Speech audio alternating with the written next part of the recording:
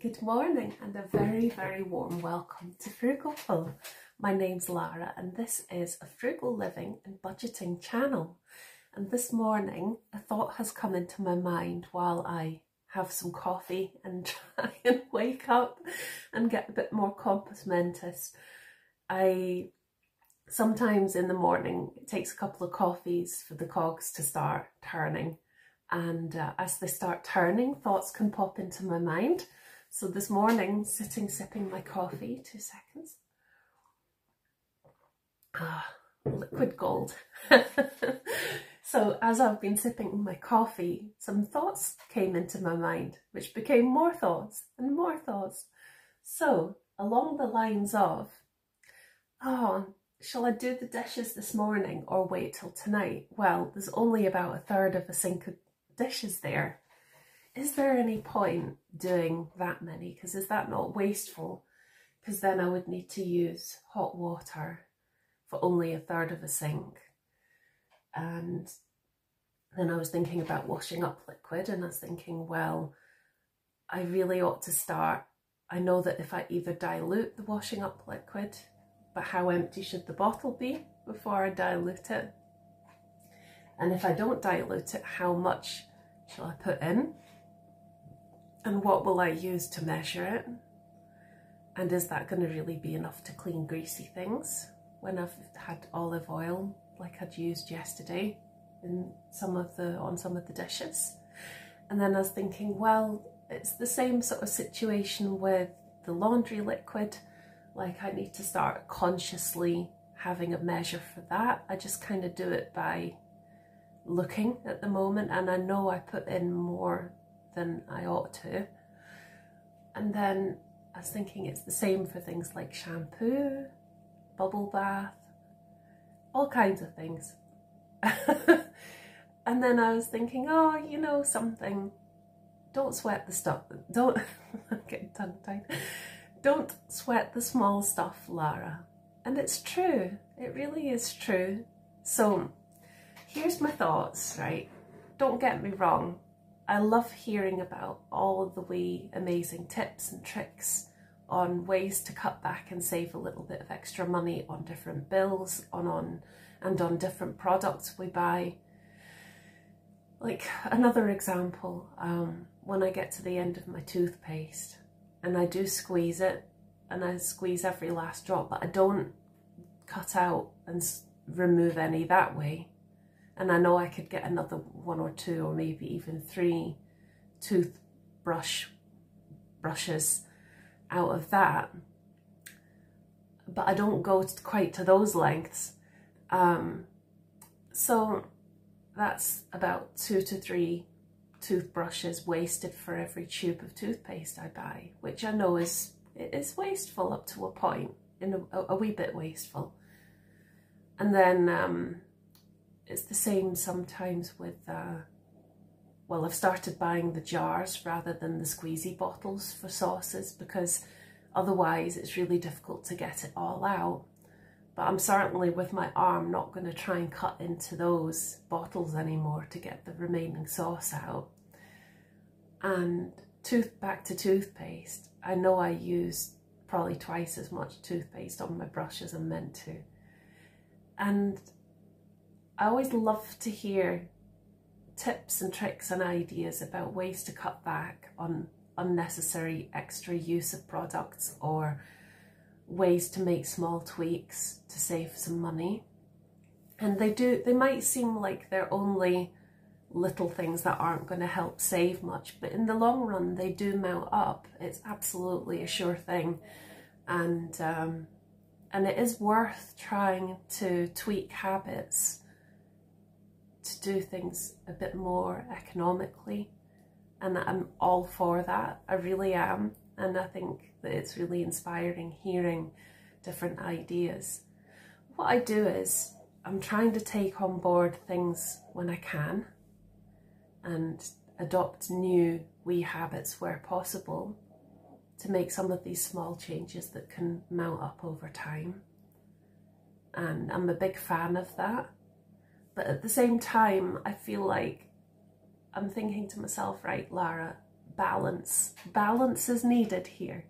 Don't sweat, I can't say that this morning. Don't sweat the small stuff now, because yeah, these things are really valuable and they are really useful, but a balance has to be struck. I mean, there's only 24 hours in each day. We've only got finite energy. We've only got the capacity to do what we can manage, which is okay. And actually, it's more than okay. It's great. It's amazing. And you know something? We're all doing so well to be even thinking about budgeting and frugality, even thinking about making these positive changes in our lives for ourselves. So big high five to you. Way to go. We're doing great, and we should be proud of ourselves for the changes we are making. And okay, we might not be able to change everything overnight, and that's fine. Just think of how far we've come and all the things we are doing, which is awesome.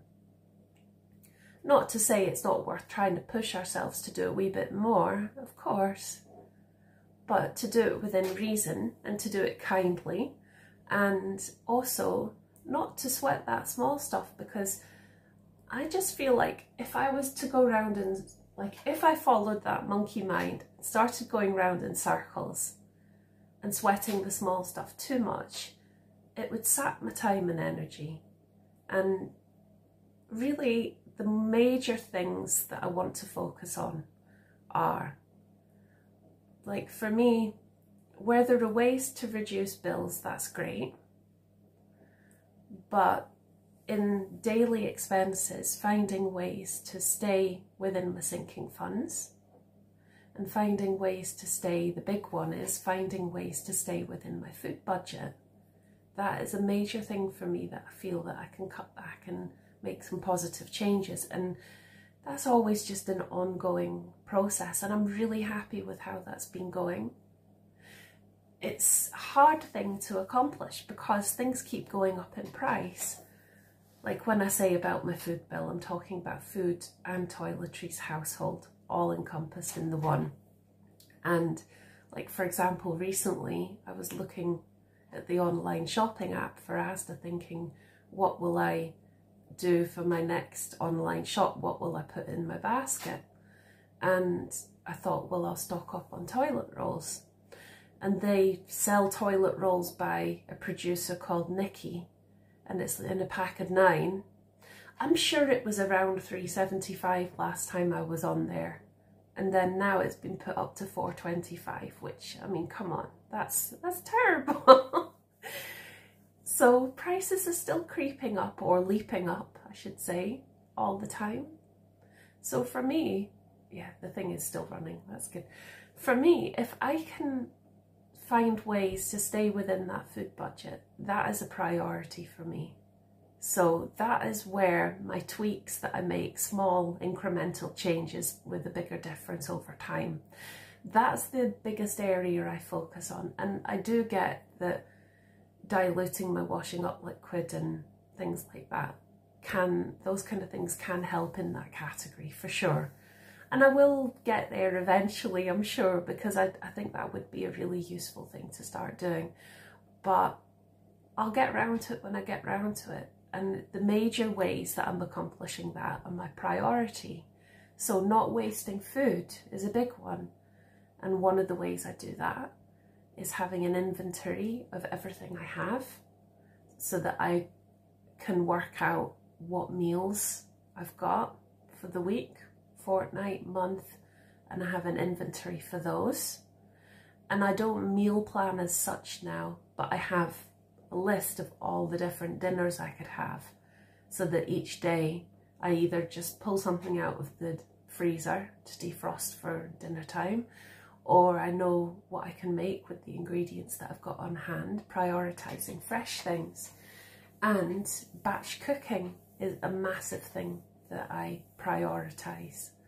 And these are far more, they pack far more punch for money saving than the little changes, although the little changes over time do count as well. But I would far rather still focus on the big priorities and not get too swamped in the wee things and stay on track with the frugality and the batch cooking and all of that, if I get too bogged down in the wee details and get derailed from the bigger achievements, then that's more wasteful in my book. So just wanted to have a chat about a kind of alternative way of thinking about this, that maybe it's best to focus on the bigger changes, not sweat the small stuff so much, and remember balance and also encouraging ourselves and remembering all we've done and how well we're doing. These things are key, and for sure there's a time and a place for the wee positive steps too, and it's a great way to kind of stretch ourselves a bit and grow by embracing some new things and bringing some new wee things in from time to time. But there are ways to do it without it being too much, too fast. Because frugal burnout is a thing, and that's the last thing we want.